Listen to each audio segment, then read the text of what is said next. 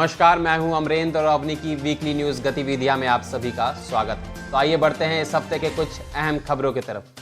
America में राष्ट्रपति चुनाव के बाद भी रिजल्ट फाइनल नहीं हो पा रहे, इसलिए लोग सोशल मीडिया पे भारत के चुनाव आयोग का खूब तारीफ कर रहे हैं। लोग चुटकी ले रहे हैं कि अमेरिका वालों से नहीं संभल रहा तो भारत का चुनाव आयोग उधार ले जाओ। भारत में चुनाव आयोग 3 से 4 घंटे में रिजल्ट दे देता है और अमेरिका में चुनाव आयोग 3 से 4 दिन के बाद भी रिजल्ट नहीं दे पा रहा।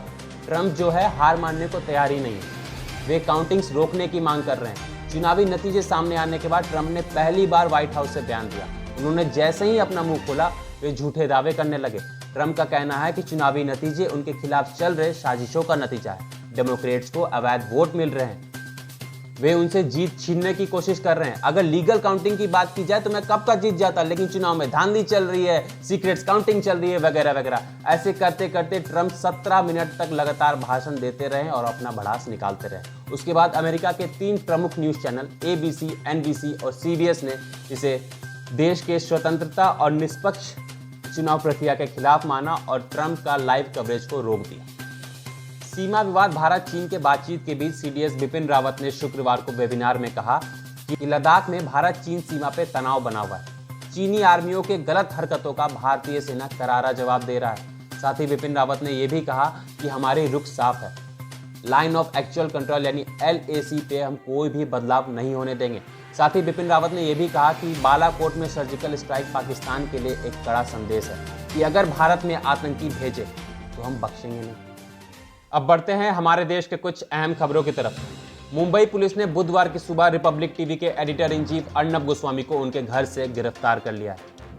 अर्नब पर 2018 में एक महिला और उनके बेटे को आत्महत्या के लिए उकसाने का आरोप है।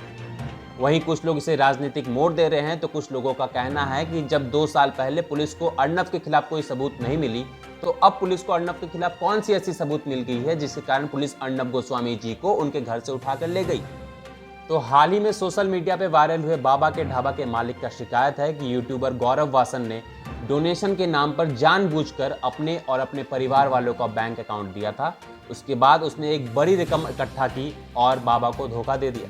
वैसे आपको बता दें कि दिल्ली पुलिस ने यूट्यूबर के खिलाफ 420 का केस दर्ज किया है। और अगले RJD अध्यक्ष लालू प्रसाद यादव अब जेल में ही दिवाली और छठ मनाएंगे। हाँ जी हाँ, लालू प्रसाद यादव को एक बड़ा झटका लगा। झारखंड हाई कोर्ट ने शुक्रवार को लालू यादव की दुमका ट्रेजरी केस की जमानत की सुनवाई टाल दी है। अब इस केस की सुनवाई 27 नवंबर को होगी। तब तक लालू प्रसाद यादव जेल में ही दिया और ललटेन जलाएंगे।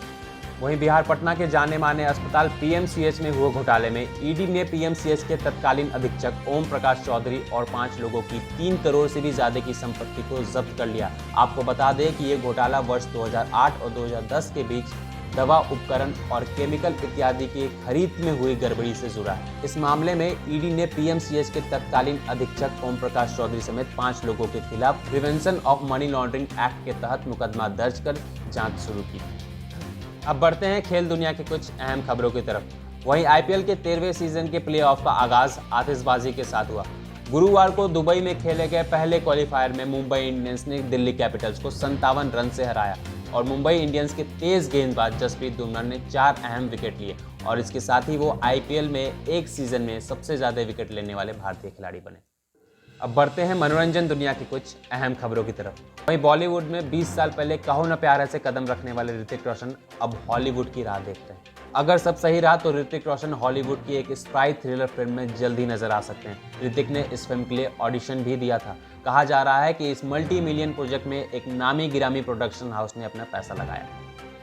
वहीं बॉबी देओल की लीड परफॉर्मेंस वाली वेब सीरीज आश्रम के खिलाफ करणी सेना ने कानूनी जंग छेड़ दिया है। करणी सेना ने इस वेब सीरीज के डायरेक्टर और प्रोड्यूसर प्रकाश झा के खिलाफ नोटिस जारी किया है। करणी सेना का कहना है कि इस वेब सीरीज में हिंदू धर्म के आश्रम की व्यवस्था को गलत तरीके से प्रस्तुत किया गया है।